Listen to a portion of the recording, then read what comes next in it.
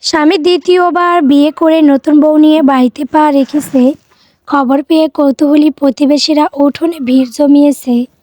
সবার মনে এক প্রবল উত্তেজনা। হয়তো আর কিছুক্ষণ পরেই প্রথম পক্ষের স্ত্রী আর্তনাদ আর কান্না শুরু করবে। কিন্তু সবাইকে অবাক করে দিয়ে মেয়েটি একপাশে শান্ত হয়ে বসে আছে। তার চোখে মুখে কোনো উদ্বেগের রেখা নেই, নেই কোনো অস্থিরতা।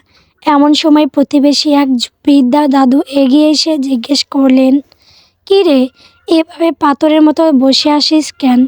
স্বামী সত্যিন ঘরে আনলো, "তুই কিছুই বলবি না?" তেজস্বী মৃদু হাসল। সেই হাসিতে বিদ্রূপ ছিল নাকি বিষাদ তা বোঝার দায়। সে ধীর পায়ে উঠে গিয়ে দাঁড়ালো। স্বামী সৈকত আর তার ঘোমটা টানা নতুন বউয়ের মুখোমুখি। খুঁটিয়ে খুঁটিয়ে দেখল তাদের, তারপর নির্বিকার কণ্ঠে বলে উঠল, "কি হলো সৈকত? দরজায় ওভাবে মূর্তির মতো দাঁড়িয়ে আছো কেন? নতুন বউকে নিয়ে ভেতরে যাও।" সৈকত মাথা তুলে স্ত্রীর দিকে তাকালো।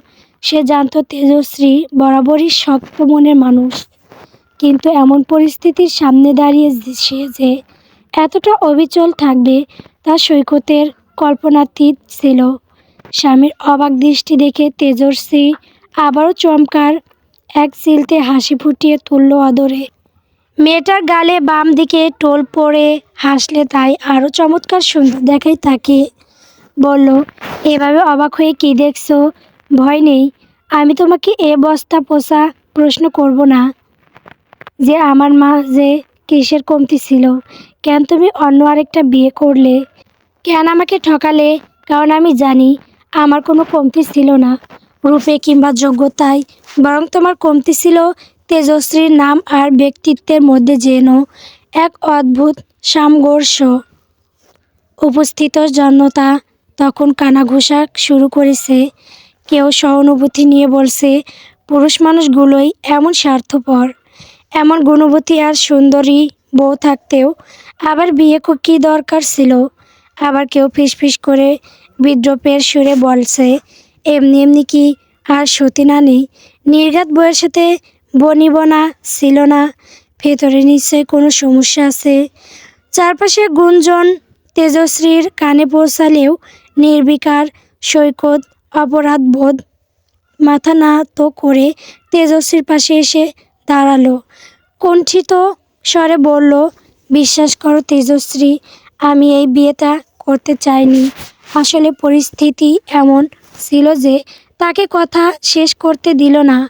তেজস্বী তীক্ষ্ণ স্বরে হাত তুলে বাধা দিয়ে বলে উঠল, "নিজের ইচ্ছায় করনি, কিন্তু ধরা পড়ে গিয়ে বাধ্য হয়েছো, তাই তো? যাকে বলে কট ম্যারেজ।" সৈকত আর কোনো শব্দ করতে পারল না। লজ্জায় তার মাথা আরও নিচু হয়ে গেল। তেজশ্রী এবার ধীর পায়ে নতুন বধূর সামনে গিয়ে দাঁড়ালো। মেয়েটির বয়স বড়জোর 18 কি 19। নববধূর থুতনিতে আঙুল ছুঁয়ে পরম মমতায় আলতো করে তুলে ধরল তার মুখটা। স্নিগ্ধ স্বরে বলল, "যাও বোন, ভেতরে যাও।" তারপর সৈকতের দিকে একবার তাকিয়ে নিস্পৃহ কণ্ঠে বলল, "তুমিও ভেতরে যাও।" ওরা ভেতরে চলে গেলে তেজশ্রী একা গিয়ে বারান্দার কোণে দাঁড়ালো। দৃষ্টি তার আকাশের সীমানায় স্থির। বাইরের কঠোরতা বজায় রাখাটা যতটা সহজ, বুকের ভেতরের হাহাকার সামলানো ততটাই কঠিন। জগতের কোনো মেয়েই কি স্বেচ্ছায় তার স্বামীর ভাগ অন্য কাউকে দিতে চায়? মনের অজান্তেই 2 ফোঁটা তপ্ত অশ্রু তার গাল বেয়ে গড়িয়ে পড়ল। বিশ্ববিদ্যালয়ে পড়ার সময় সৈকতের সাথে প্রথম পরিচয়। সেখান থেকে প্রণয় এবং শেষমেশ পারিবারিকভাবে বিয়ে। বিয়ের যাত্রা 1.5টা বছর কাটতে না কাটতেই সৈকত অন্য সম্পর্কে জড়িয়ে পড়ল। তা বুঝেছিল আগেও তেজশ্রী কি সৈকত তাকে এতটাই মিথ্যা ভালোবাসা দেখিয়েছিল যে সে সেই বিষয়ে কথা বলার জায়গা পায়নি। আর আজ সেই সম্পর্কের দায় মেটাতে গিয়ে সামাজিক চাপে পড়ে তাকে দ্বিতীয়বার বিয়ে করে ঘরে ফিরতে হলো। তেজস্বী দ্রুত হাতে চোখের জল মুছে ফেলল। তার মনে এক দৃঢ় সংকল্প দানা বেঁধে উঠল। মেয়েরা যত কোমল হয় এই সমাজ তাদের তত সহজে ভেঙে গুঁড়িয়ে দেয়। তাই এখন তাকে শক্ত হতে হবে, ভীষণ রকম শক্ত। নিজেকে এমন এক দুর্ভেদ্য পাষাণে পরিণত করতে হবে যেখানে আঘাত করতে এলে আগন্তুক নিজেই চূর্ণ হওয়ার ভয়ে থমকে দাঁড়ায়।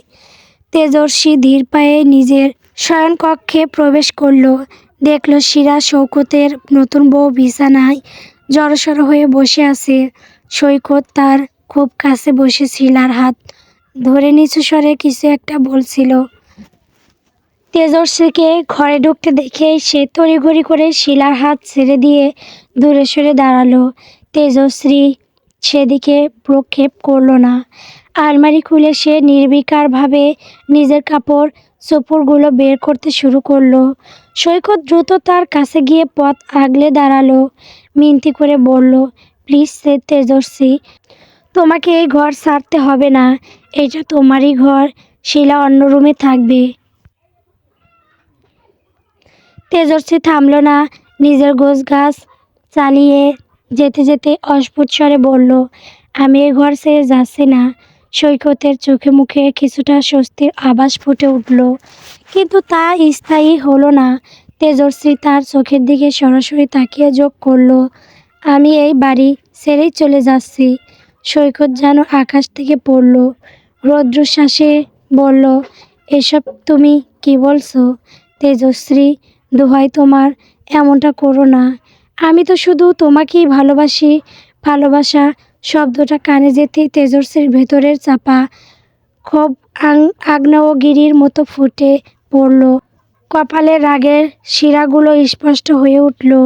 সে হুঙ্কার দিয়ে বলে উঠল, খবরদার, ওই পবিত্র শব্দটা তোমার মুখে উচ্চারণ করবেন না। শুনলে আমার গা জ্বলে যাচ্ছে। তুমি তোমার সংসার করো, আমি তো বাধা দিচ্ছি না। শুধু একটা কথা বলবো, আমার মতো তোমার দ্বিতীয় স্ত্রীকেও যেন ঠকতে না হয়। ভালো থেকো। তেজশ্রী মুহূর্তের জন্য না থেমে তার ব্যাগ নিয়ে বাড়ি থেকে বেরিয়ে গেল। সৈকত তখন নিরুপায় হয়ে শেষ অস্ত্র হিসেবে উচ্চার স্বরে বলে উঠল, এত জেদ দেখাচ্ছ কেন তেজশ্রী? ইসলামে তো 4 বিয়ে করা জায়েজ, আমি তো মাত্র 2টো করলাম, তাতে সমস্যাটা কোথায়? সৈকতের শেষ কথাটি শুনে তেজস্বী ঘুরে দাঁড়ালো। তার চোখে এখন আগুনের ঝিলিক। স্থির গলায় সে প্রশ্ন করল, আজ সকালে ফজরের নামাজ পড়েছিলে? সৈকত কিছুটা ভ্যাবাচেকা খেয়ে গেল। সে অবাক হয়ে তাকিয়ে থেকে কেবল মাথা দুদিকে নাড়ল, যার অর্থ না। তেজস্বী এবার বিদ্রূপের হাসি এসে বলল, শেষ কবে এক ওয়াক্ত নামাজ পড়েছ তা কি মনে করতে পারবে? পারবে না। অথচ নামাজ হলো ফরজ কাজ, জান্নাতের চাবিকাঠি। সেই ফরজের কথা তোমার মনে নেই, কিন্তু নিজের স্বার্থ উদ্ধারের জন্য 4 বিয়ের সুন্নত নিয়ে ঠিকই তর্ক মেতেছ। তোমার তো এটাও জানা উচিত যে দ্বিতীয় বিয়ের ক্ষেত্রে প্রথম স্ত্রীর অধিকার এবং ইনসাফ কায়েম করা কতটা জরুরি। দ্বিতীয় বিয়ে করার ক্ষেত্রে প্রথম স্ত্রীর থেকে অনুমতি নিতে হয়। তুমি কি তা নিয়েছিলে? আর ইসলামে বিয়ের যে বিধানগুলো আছে তা কি কেবল সুন্দরী আর অল্প বয়সী মেয়েদের লালসার জন্য? বরং তা ছিল বিধবা ও অসহায় নারীদের আশ্রয় দেওয়ার জন্য। সৈকত এবার লজ্জায় একেবারে কুঁকড়ে গেল। তেজস্বীর যুক্তির সামনে দাঁড়ানোর মতো কোনো শক্তি তার অবশিষ্ট নেই। তেজস্বী এবার চূড়ান্ত ঘোষণাটি দিল, কয়েকদিনের মাঝেই তুমি ডিভোর্স পেপার পেয়ে যাবে। বলেই তেজস্বী আর এক মুহূর্তও সেখানে অপচয় করল না। গটগট করে বাড়ি থেকে বেরিয়ে গেল সে। সৈকত কয়েকবার পিছু ডেকে আটকানোর চেষ্টা করল, কিন্তু পারল না। সে জানত তেজস্বী নামক এই মেয়েটির আত্মসম্মানবোধ পাহাড়ের মতো অটল। একবার যে পথ সে বেছে নিয়েছে সেখান থেকে তাকে ফেরানোর সাধ্য কারও নেই। তেজস্বীর পরিবারের মা বাবা ছাড়াও রয়েছে 2 ভাই ও 1 বোন কণা। সেই প্রত্যেক ভিটাতেই সে আজ আশ্রয় নিয়েছে। সন্ধ্যাবেলা ভাইয়েরা যখন অফিস থেকে ফিরে শুনল তেজস্বী চিরতরে স্বামীর ঘর ছেড়ে চলে এসেছে, তখন যেন তাদের মাথায় বিনা মেঘে বজ্রপাত হলো। বড় ভাই ড্রয়িং রুমে বসে গম্ভীর কণ্ঠে তেজশ্রীকে শাসন করতে শুরু করলেন। বিয়ে কোনো ছেলে খেলা নয় তেজশ্রী, চাইলে যখন তখন জেদ করে এভাবে সব কিছু ছেড়ে চলে আসা যায় না। তেজশ্রীর চোখে মুখে কোনো অপরাধ বোধ নেই, বরং এক অদ্ভুত স্থিরতা। সে নির্লিপ্ত স্বরে বলল, আমি হুট করে আসিনি ভাইয়া, অনেক ভেবেচিন্তে এই সিদ্ধান্ত নিয়েছি। ছোট ভাই বড় ভাইয়ের চেয়েও কঠোর সুরে যোগ করল, সৈকত ছেলেটা তো খারাপ নয়, ভালো চাকরি বাকরি করে, সমাজে সম্মান আছে, চাইলে 2টা কেন 4-5টা বিয়েও করতে পারে। সামান্য একটা কারণে ঘর ছেড়ে চলে আসতে হবে। তুই বরং আগামীকালই ফিরে যা। তেজশ্রী এবার অসহায় চোখে তার মা বাবার দিকে তাকালো। যে মা বাবা একসময় মেয়ের সামান্য অসুখেই অস্থির হয়ে পড়তেন, আজ তারা পাথরের মতো নিশ্চুপ। হয়তো সমাজ আর সংসারের চাপে তারা নিজেরাও চান তেজস্বী তার অপছন্দের সেই নরকে ফিরে যাক। নীরবতার সুযোগ নিয়ে এবার মক্ষম চালটি চাললেন ছোট ভাবি। তিনি কণ্ঠে বিষ ঢেলে বললেন, তোমার কি কাণ্ডজ্ঞান বলতে কিছু নেই তেজশ্রী? এভাবে হুট করে চলে আসাটা কতটা দায়িত্বজ্ঞানহীন কাজ। তোমার ভাইয়েদের অবস্থা তো জানো, নিজেদের সংসার চালাতেই তারা হিমশিম খাচ্ছে, এর মধ্যে তুমি এখন এক উটকো ঝামেলা হয়ে দাঁড়ালে। পাশ থেকে বড় ভাবিও যোগ করলেন অবহেলার সুরে, দেখো তেজস্বী, মা বাবার নিয়মিত ওষুধ আর কণার স্কুলের খরচ সবই তো আমাদের টানতে হয়, এর মাঝে তোমার ভাইরা বাড়তি মানুষের খরচ যোগাবে কোত্থেকে? তেজশ্রী হাত উঁচু করে তাদের থামিয়ে দিল। তার বুকের ভেতরটা দমড়ে মুচড়ে গেলেও সে শান্ত হয়ে দাঁড়িয়ে মা বাবার চোখের দিকে তাকিয়ে সরাসরি প্রশ্ন করল, তোমরাও কি তাই চাও আমি চলে যাই? মা মেয়ের পিঠে সান্ত্বনার হাত রাখলেন ঠিকই, কিন্তু কণ্ঠে আশ্রয় দেওয়ার জোর ছিল না। তিনি মৃদু স্বরে বললেন, দেখ মা, দাম্পত্য জীবনে কত চড়াই উতরাই আসে, একটু মানিয়ে নিলে সব ঠিক হয়ে যায়। তেজশ্রী আর একটি মুহূর্তেও সেখানে দাঁড়ালো না। কারো কোনো উপদেশের তোয়াক্কা না করে সে নিজের ব্যাগটি শক্ত হাতে তুলে নিল। তার এই প্রস্তুতি দেখে সবার চোখে মুখে স্বস্তির আভাস দেখা দিল।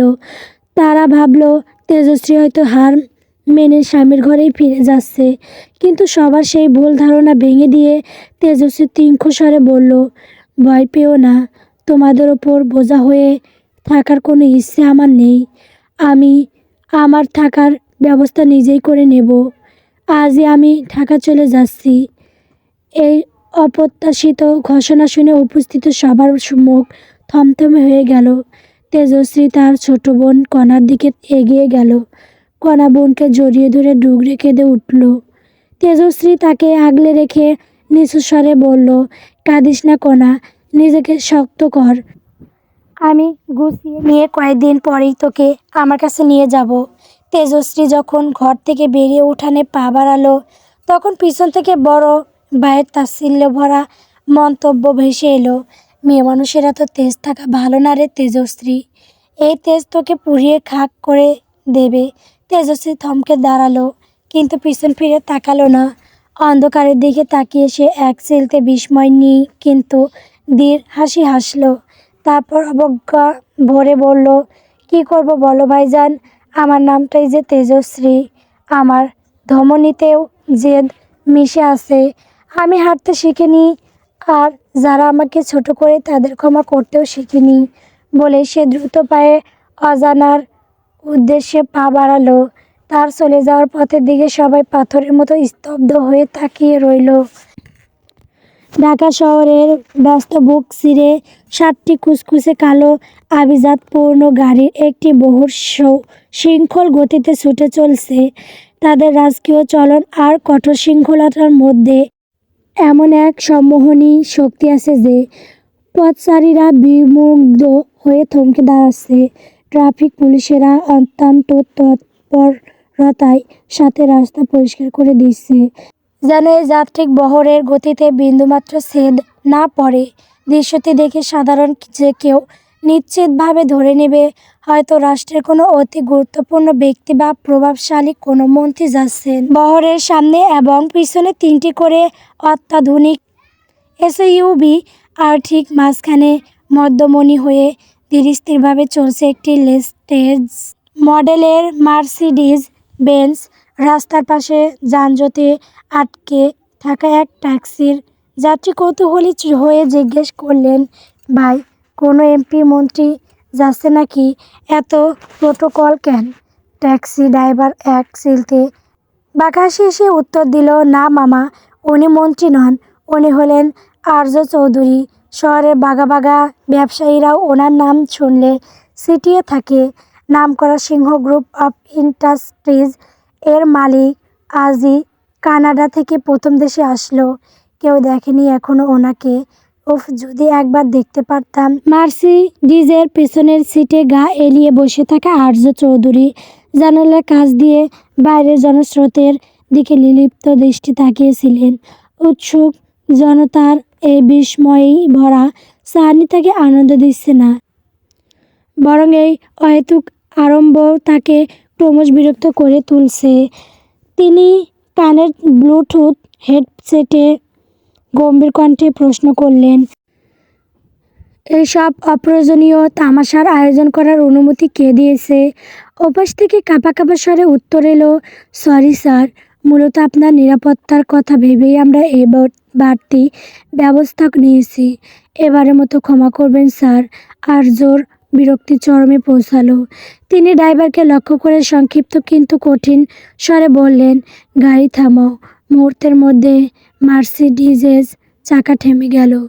সেই সাথে সামনের এবং পিছনের প্রতিটি গাড়ি নিখুঁত ছন্দে ব্রেক কষল। গাড়িগুলো স্থির হতে না হতেই পাশের গাড়িগুলো থেমে কালো পোশাক আর সানগ্লাস পরা একদল সুঠামদেহী রক্ষী বিদ্যুৎ বেগে নেমে এলো। নিমেষেই তারা মার্সিডিজটিকে ঘিরে এক দুর্ভেদ্য ও নিঃছন্দ নিরাপত্তা বলয় তৈরি করল। একজন দেহরক্ষী মার্সিডিজের জানালার কাছে এসে অত্যন্ত বিনয়ের সাথে মাথা ঝুঁকিয়ে গম্ভীর স্বরে জিজ্ঞেস করলো, এনি প্রবলেম স্যার? কোনো সমস্যা হয়েছে কি? আর্য শীতল চোখে তার দিকে তাকিয়ে বলল, আপাতত কোনো সমস্যা নেই, তবে হবে। দ্রুত এই নিরাপত্তা বলয় সরাও। দেহরক্ষী কিছুটা দ্বিধা নিয়ে আমতা আমতা করে বলল, কিন্তু স্যার, আমি যা বলেছি ঠিক সেটুকুই করো। আর্যর মৃদু ধমকে এক ধরনের অমোঘ আদেশ ছিল। তারা আর কথা বাড়ানোর সাহস পেল না। আদেশের সাথে সাথেই সকল দেহরক্ষী পুনরায় নিজ নিজ গাড়িতে গিয়ে বসল। আর্য ধীরস্থিরভাবে তার গায়ের দামি কোট আর হাতের দামি ঘড়িটি খুলে সিটের ওপর রাখল। শার্টের হাতা দুটো সামান্য গুটিয়ে সে অনেকটা স্বাভাবিক ও সাধারণ বেশ নিল। তারপর গাড়ি থেকে বাইরে বেরিয়ে এলো। কতগুলো দীর্ঘ বছর পর আজ সে নিজের দেশের মাটিতে পা রাখল। দীর্ঘ 10 বছর বাহিরের দেশে জীবন কাটিয়ে আর্য আজ কানাডা থেকে বাংলায় ফিরেছে। বুক ভরে নিজের দেশের বাতাসের ঘ্রাণ নিল সে। তারপর সাথে থাকা সহকারীর দিকে তাকিয়ে কণ্ঠস্বরে বলল, খবরদার আমার পেছন পেছন আসার চেষ্টা করবে না। তোমরা এখন সোজা অফিসে যাও, আমি ঠিক সময় চলে আসব। লোকটি কোনো কথা না বলে শুধু নীরবে সম্মতি জানিয়ে মাথা নেওয়ালো। জনাকীর্ণ রাজপথে আর্য চৌধুরী এবার এক এক সাধারণ পথিকের মতো হাঁটতে শুরু করলো। হঠাৎ আর্য দেখলো একটি লোকাল বাস তীব্র গতিতে ধেয়ে আসছে। আর্য বাসটিকে থামার সংকেত দিতেই দরজায় ঝুলে থাকা হেল্পার চেঁচিয়ে উঠল, আরে মামা, লাফ দিয়ে উঠে পড়েন, আপনার জন্য বাস পুরোপুরি থামবে না। পাবলিক বাসে ওঠার অভিজ্ঞতা না থাকলেও আর্য মুহূর্তের মধ্যে চলন্ত বাসে লাফিয়ে উঠল। ভেতরটা মানুষে ঠাসা, তিল ধারণের জায়গা নেই। আর্য ভিড় ঠেলে বাসের মাঝখানে গিয়ে দাঁড়ালো। বাসের এই গাদাগাদি আর ঝাঁকুনিতে সে বারবার টাল সামলাতে হিমশিম খাচ্ছিল। ঠিক তখনই পাশ থেকে একটি শান্ত স্পষ্ট মেয়েলি কণ্ঠ ভেসে এলো। আপনি চাইলে এখানে বসতে পারেন। আর্য পাশে তাকিয়ে দেখল সাধারণ একটি চুড়িদার পরা এক তরুণী বসে আছে। জানালার হালকা বাতাসে তার অবিন্যস্ত চুলগুলো উড়ছে। আর্য আর দ্বিধা না করে শূন্য হওয়ার জায়গাটিতে বসে পড়ল। পাবলিক বাসের সিটগুলো বড্ড সরু, না চাইলেও পাশের যাত্রী শৈলের সাথে শৈল ঘেঁষে থাকে।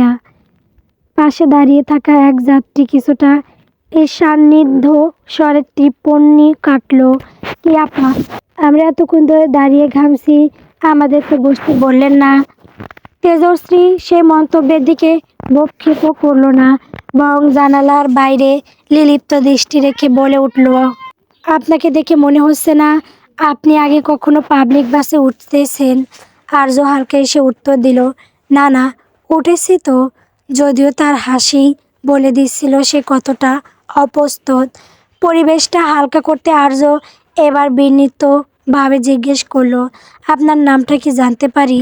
মেয়েটি সংক্ষেপে উত্তর দিল, তেজস্বী। নামটা শুনে আর্যর ঠোঁটে এক চিলতে হাসি ফুটে উঠল। সে আনমনে কয়েকবার বিড়বিড় করে নামটা উচ্চারণ করল, তেজশ্রী, তেজশ্রী। পাবলিক বাসটি ঝরঝরে শব্দ তুলে তার নিজস্ব সন্দেহ বারবার থামছে আর চলছে। আর্য লক্ষ্য করল তেজস্বী বাইরের দিকে তাকিয়ে আছে, একদম নির্লিপ্ত, উদাসীন। জানালার ঝোড়ো বাতাসে তার অবাধ্য চুলগুলো বারবার উড়ে এসে আর্যর মুখে আছড়ে পড়ছে। হঠাৎ তেজস্বীর নজর গেল বাইরের দিকে। বাতাসের সমান্তরালে দুটি কুচকুচে কালো দামি গাড়ি পাল্লা দিয়ে ছুটে চলেছে। গাড়িগুলো দেখেই তেজস্বীর দু চোখে এক অদ্ভুত ক্ষোভ জ্বলে উঠল। সে হঠাৎ তীব্র ঘৃণা ভরে বলে উঠল, এই বড়লোক আর অহংকারী মানুষগুলোকে দেখলেই আমার মন চায় পিঁপড়ার মতো টিপে মেরে ফেলি। তেজস্বীর এমন করা আর আক্রমণাত্মক কথা শুনে আর্য বিস্ময়ে হতবাক হয়ে তার দিকে তাকালো। কিছুটা অবাক হয়েই নিচু স্বরে জিজ্ঞেস করলো, কাকে বলছেন এসব কথা? তেজশ্রী তর্জনী উঁচিয়ে জানালার বাইরে গাড়িগুলো দেখিয়ে জাজালো গলায় বলল, ওই যে দেখুন গাড়িগুলো। বাসের যাত্রীদের কাছে শুনলাম ওটা নাকি কোনো এক আর্য চৌধুরী গাড়িবহর। এই আর্য নামে ফাজিল লোকটার কারণে রাস্তায় প্রায় 20 মিনিট জ্যামে আটকে থাকতে হয়েছে। কোনো লাট সাহেব যাবেন সেই অজুহাতে পুলিশ সব সাধারণ গাড়ি আটকে রেখেছিল। মানুষের সময়ে কি কোনো দাম নেই? তেজস্বীর কণ্ঠে তখন রাগের আগ্নেয়গিরি ফুটেছে। নিজের নাম এমন বিশেষণ সহকারে শুনে আর্য স্বস্তিতে একবার গলা পরিষ্কার করে নিল। সে মনে মনে হাসল এই ভেবে যে যার নামে তেজস্বী বুক ফুলিয়ে একরাশ ঘেন্না উগরে দিচ্ছে, সেই লোকটা কিনা ছদ্মবেশে তার ঠিক পাশেই বসে আছে। অথচ মেয়েটির বিন্দুমাত্র ধারণা নেই। আর্য নিজেকে সামনে নিয়ে খুব সাধারণ আর বিনীত স্বরে পাল্টা যুক্তি দিল, আপনি এত নিশ্চিত হয়ে বলছেন কি করে? আপনি কি তাকে চেনেন? হতেও তো পারে উনি খুব ভালো মানুষ। হয়তো তার কোনো অহংকার নেই, শুধু নিরাপত্তার খাতিরে হয়তো পুলিশ রাস্তা আটকে ছিল। তেজশ্রী তাচ্ছিল্যের হাসি হেসে আর্যর দিকে তাকিয়ে বলল, ভালো মানুষ? যারা ক্ষমতার দাপটে হাজারো মানুষের পথ আটকে রাখে, তারা আর যাই হোক ভালো মানুষ হতে পারে না। এরা সমাজে পরজীবী। তেজস্বীর এমন সরাসরি আর আক্রমণাত্মক কথাগুলো শুনে আর্যর মনে বিন্দুমাত্র রাগের উদয় হলো না, বরং সে বেশ আমোদ পেল।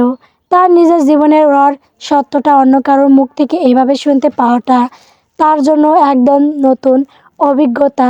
আর্য ঠোঁটের কোণে হাসি চেপে রেখে সায় দিয়ে বলল, তা আপনি মন্দ বলেননি, ঠিকই বলেছেন।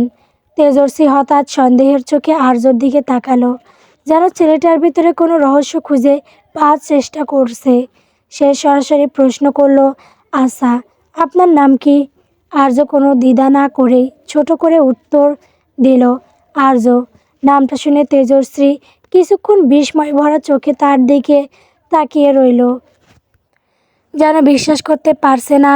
কাকতালীয়ভাবে দুজন মানুষের নাম এভাবে মিলে যেতে পারে। তারপর বিজ্ঞের মতো মাথা নেড়ে বলল, ও তার মানে ওই অহংকারী লোকটার সাথে আপনার নাম মিলে গেছে।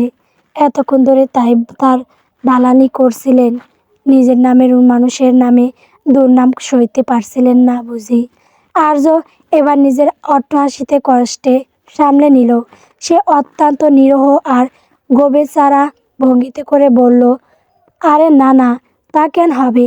উনি কোথায় সেই বিশাল সিংহ গ্রুপ এর দাপুটে মালিক, আর আমি একজন অতি সাধারণ মানুষ। ওনার সাথে আমার নামের মিল থাকলেও গুণের তো কোনো মিল নেই, তাই আমার গায়ে লাগবে কেন? তাদের এই উত্তপ্ত কথোপকথন পাশে থাকা এক বৃদ্ধ সহ যাত্রী মন দিয়ে শুনছিলেন। তিনি জানালার বাইরে দামি গাড়িবহরের দিকে তাকিয়ে এক গভীর দীর্ঘশ্বাস ছেড়ে বলে উঠলেন, আহা, সিংহ গ্রুপের মালিককে যদি একবার সামনাসামনি দেখতে পারতাম, কতই না নসিব তার। লোকটার কথা শেষ হতে না হতেই তেজস্বী তড়িৎ বেগে বলে উঠল, কেন? ওনাকে দেখলে কি উনি আপনার পাতে দুমুঠো ভাত তুলে দেবেন? যেভাবে বলছেন, মনে হচ্ছে ওনাকে দেখলেই আপনার জীবন ধন্য হয়ে যাবে। তেজস্বীর এমন করার জবাবে লোকটা মুহূর্তে চুপসে গেল, যেন মুখ ফুটে কিছু বলায় তার অপরাধ হয়েছে।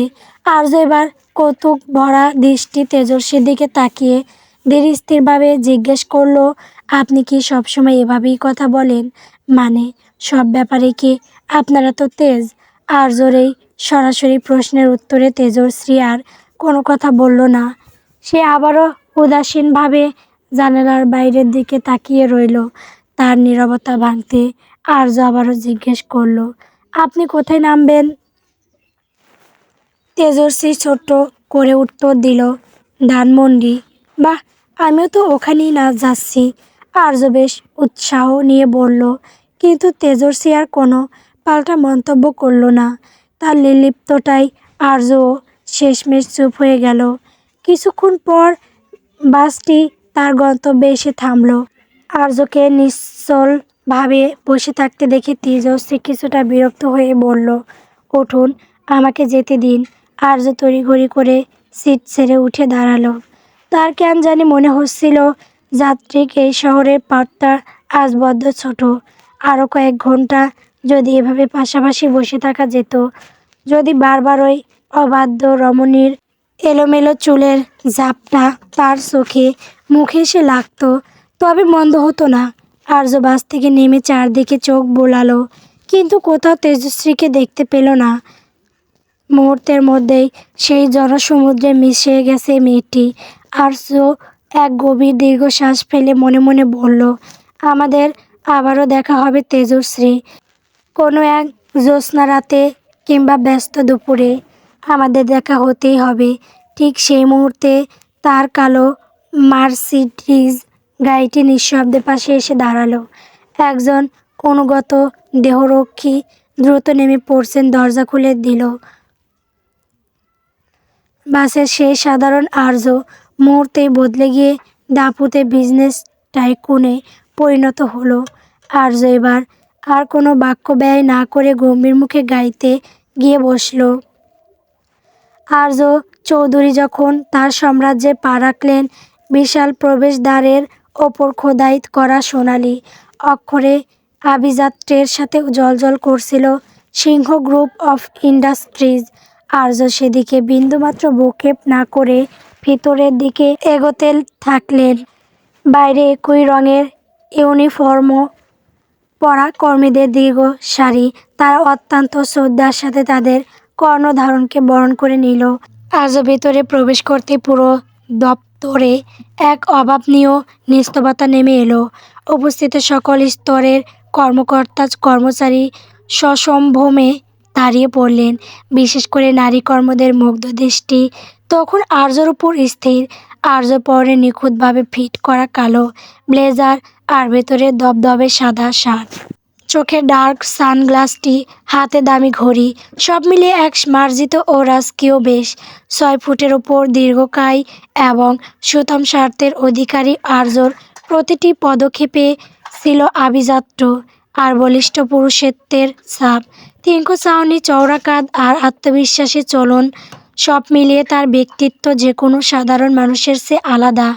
তার এই সুগম্ভীর রূপ আর কঠোর ব্যক্তিত্বের সংমিশ্রণ যে কাউকে সমীহ করতে বাধ্য করে। কারো মুগ্ধতা বা অভিবাদনের দিকে দৃষ্টি না দিয়ে আর্য সরাসরি তার ব্যক্তিগত কেবিনে ঢুকে পড়লেন। পুরো ঘরটি দামি মার্বেল পাথরে বাঁধানো। আর্য ধপ করে নিজের চেয়ারটিতে বসে পড়লেন। দুহাতে মাথা চেপে ধরলেন তিনি। পুরো পৃথিবীটা যেন বনবন করে ঘুরছে। শীততাপ নিয়ন্ত্রিত লাক্সারি গাড়িতে অভ্যস্ত শরীরে লোকাল বাসের ধকল আর গাদাগাদি ভিড় সইবার মতো নয়। ঠিক সেই মুহূর্তে কেবিনে প্রবেশ করলেন জেনারেল ম্যানেজার। আর্যর অবস্থা দেখে তিনি কিছুটা শঙ্কিত স্বরে জিজ্ঞেস করলেন, স্যার, আপনার কি শরীর খারাপ লাগছে? আপনি কি অসুস্থ? আর্য চোখ বন্ধ রেখে গম্ভীর স্বরে উত্তর দিলেন, না, মাথাটা একটু ঘুরছে জাস্ট, ঠিক হয়ে যাবে। ম্যানেজার বিনীতভাবে মনে করিয়ে দিলেন, স্যার, হাবিব গ্রুপের প্রতিনিধিরা কনফারেন্স রুমে আপনার জন্য অনেকক্ষণ ধরে অপেক্ষা করছেন। আর্য হাতের ইশারায় তাকে বিদায় জানিয়ে বললেন, যাও, গিয়ে বলো আমি আসছি। জি স্যার বলে ম্যানেজার নীরবে কেবিন থেকে বেরিয়ে গেলেন। আর্য আরও কিছুক্ষণ চুপচাপ বসে রইলেন। বাসের সেই সাধারণ পরিবেশ আর তেজস্বীর কথাগুলো তার মাথায় তখনও ঘুরপাক খাচ্ছিল। সিংহ গ্রুপের কনফারেন্স রুমে টান টান উত্তেজনা। বিশালক কাঠের টেবিলের একপাশে হাবিব গ্রুপের প্রতিনিধিরা ফাইল সাজিয়ে বসে আছেন, আর অন্য পাশে আর্য চৌধুরী নিশ্চল নির্বিকার।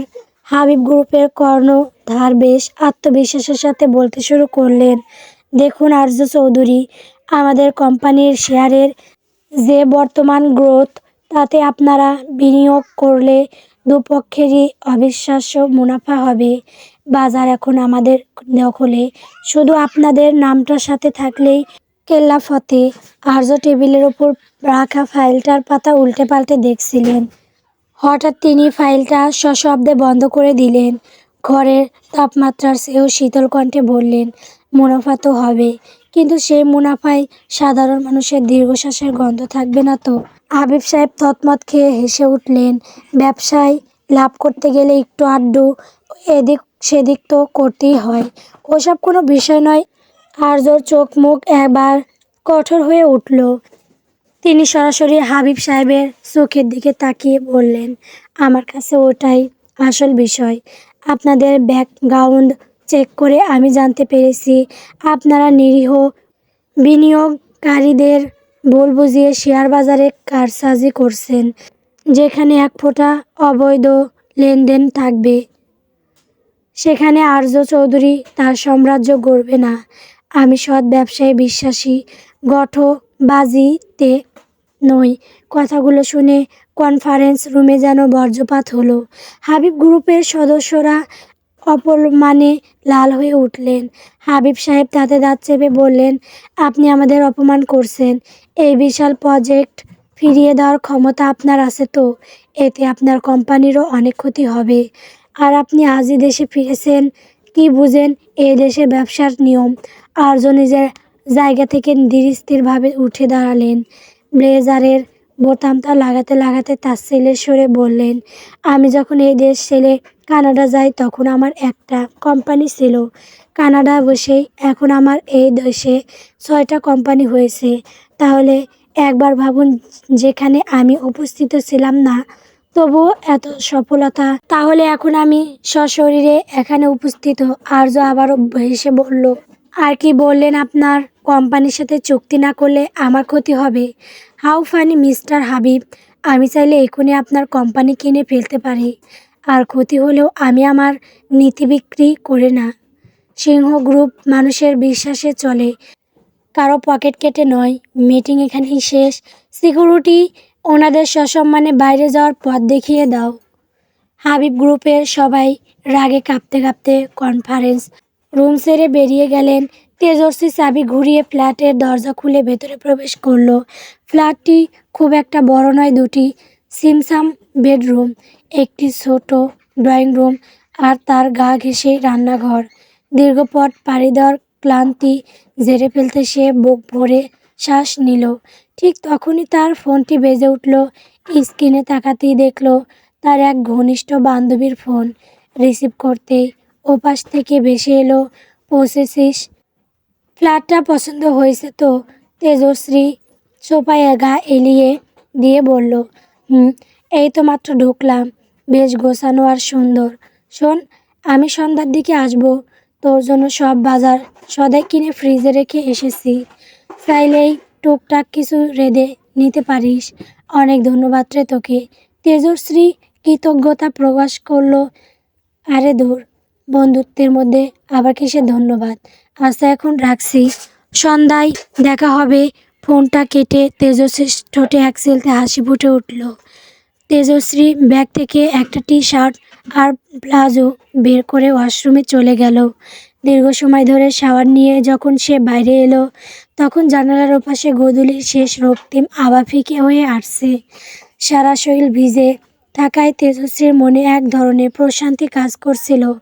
সে রান্নাঘরে গিয়ে ঝটপট একটি ডিম পোস্ট বানিয়ে নিয়ে ড্রয়িং রুমের সোফায় এসে বসল।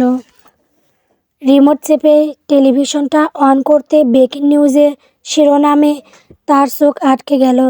গম্ভীর কণ্ঠে সংবাদ পাঠিকা বলছেন, ব্যারিস্টার সোহেল রানা একমাত্র পুত্র গতকাল সন্ধ্যা থেকে নিখোঁজ।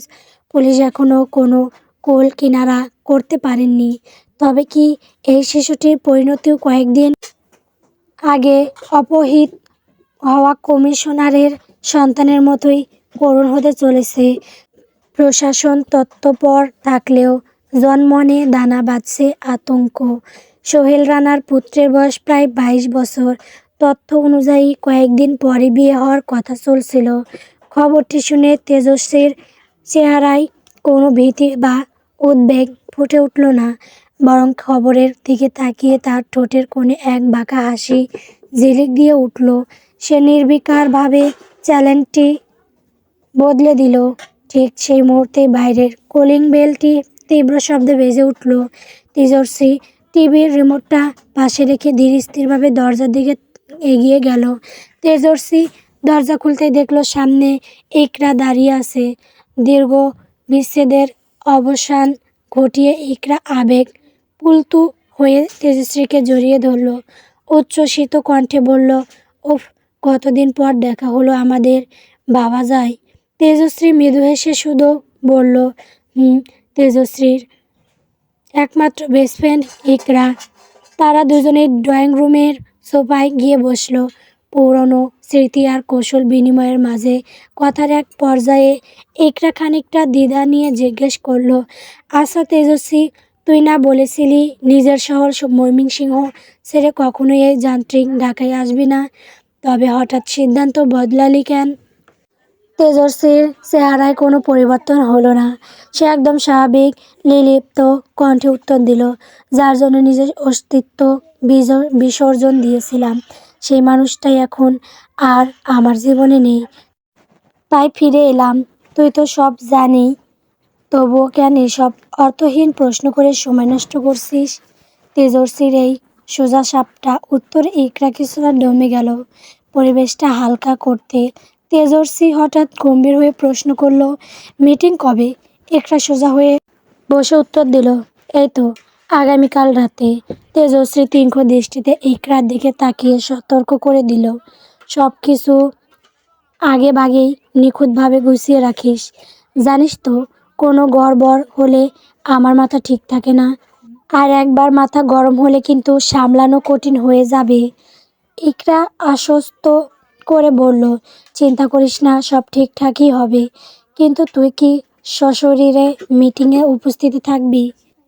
তেজস্বী জানালার বাইরের অন্ধকারের দিকে তাকিয়ে ঠান্ডা গলায় বলল, না, আমি সরাসরি থাকব না। ভিডিও কনফারেন্সের মাধ্যমে সব নিয়ন্ত্রণ করব। ইকরা শুধু মাথা নেড়ে সায় দিল। সন্ধ্যার পরপরই ইকরা চলে গিয়েছিল। এখন রাত প্রায় 2টা।